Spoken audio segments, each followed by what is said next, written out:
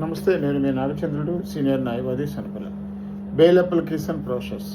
ఏ grounds మీద bail అడుగుతున్నామో తెలుపుతూ బెయిల్ అప్లికేషన్ రెడీ చేసి ప్రాసెస్ డాక్యుమెంట్స్ అటాచ్ చేసి కోర్టులో ఫైల్ చేయాలి.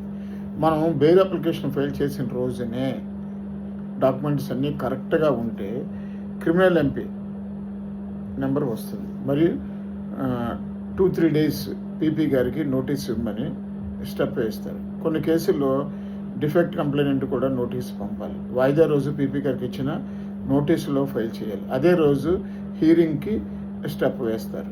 నెక్స్ట్ హీరింగ్ రోజు మన వాదన చెప్తే 1-2 రోజుల్లో ఆర్డర్స్కి స్టెప్ వేస్తారు. ఆ రోజు బెయిల్ ఇవ్వాలా వద్దా అని చెప్తారు.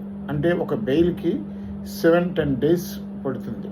మరియు బెయిల్ రాకుంటే మళ్ళీ కొత్త బెయిల్ మనం ఫైల్ చేసుకోవడానికి వీలు ఉంటుంది. ఇది బెయిల్ అప్లికేషన్ యొక్క ప్రాసెస్.